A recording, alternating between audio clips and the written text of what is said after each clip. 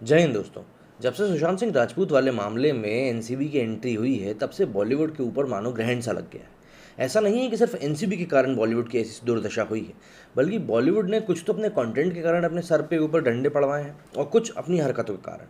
कई सारे सेलिब्रिटीज़ हैं जिनके कि नामजद हो चुके हैं, कई लोगों को पूछताछ के लिए बुलाया जा चुका, कई लोगों की चैट लीक हुई थी जिसमें कि अलग अलग तरह की पदार्थों के सेवन की बात सामने आई थी।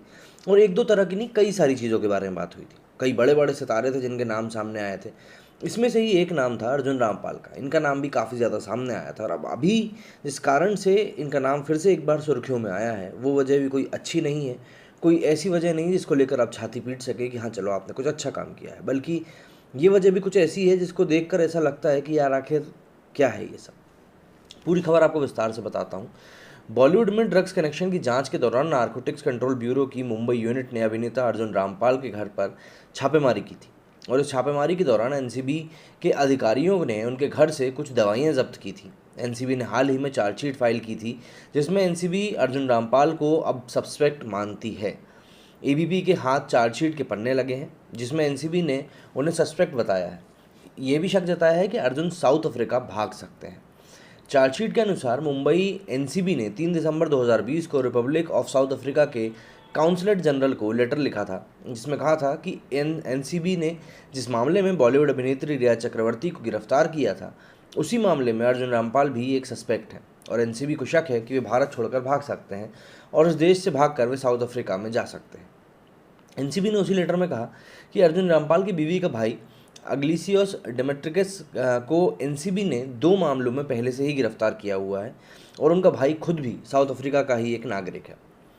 एनसीबी ने साउथ अफ्रीका काउंसलेट को ये भी कहा था कि अगर आपके पास अर्जुन रामपाल वीज़ा के लिए एप्लीकेशन करते हैं तो सही कानून के हिसाब से उस पर निर्णय लिया जाएगा। इसके बाद एनसीबी ने अर्जुन रामपाल एनडीपीएस की धारा 67 के तहत 14 दिसंबर को समन भेजकर 16 दिसंबर को स्टेटमेंट के लिए पेश होने को कहा था। हालांकि अर्जुन ने अपने स्टेटमेंट में एनसीबी को बताया था कि जो दवाइयाँ एनसीबी ने जब्त की हैं वे उनके कुत्ते के दर्द की दवाई है और उनकी बहन की एंग्जाइटी की दवाई थी। एनसीबी कई महीनों से बॉलीवुड में ड्रग्स के कनेक्शन की जांच कर रही है और इस दौरान अर्जुन रामपाल पर भी एनसीबी की नज़र पड़ी, जिसके चलते अर्जुन रामपाल को 2 बार एनसीबी की कार्यालय में बुलाया जा चुका है और पूछताछ भी की जा चुकी है। एबीपी न्यूज़ को मिली जानकारी के मुताबिक अर्जुन रामपाल ने एनसीबी को बताया कि उनके घर से जो 2 तरह की टैबलेट्स मिली हैं उनमें से एक टैबलेट तो उनके कुत्ते की थी जिसको कि वेटनरी के एक एक्सपर्ट डॉक्टर ने प्रिस्क्राइब किया था।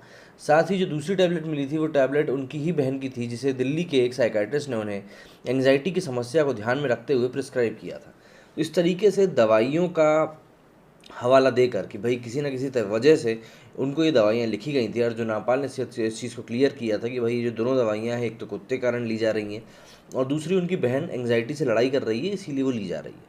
लेकिन क्योंकि एनसीबी को और भी कई सारे सबूत मिले थे जिसमें उन्होंने नामजद किया था अर्जुन रामपाल को, इसी चक्कर में उन्होंने एक एहतियात के तौर पर साउथ अफ्रीका के काउंसलेट को ये लिख दिया था कि भैया ऐसा ऐसा कुछ हो सकता है आने वाले टाइम में और इस चीज़ का थोड़ा सा ध्यान रखा जाए। क्योंकि पिछले कुछ सालों में हमने देखा है कि किस तरीके से जो भारत के मुजरिम रहते हैं वो भागने में एक्सपर्ट हो चुके हैं और भागने में एक्सपर्ट भी वो ऐसे देशों में जाकर छुपते हैं जहाँ से कि प्रत्यार्पण की जो प्रक्रिया रहती है वो थोड़ी सी कठिन रहती है।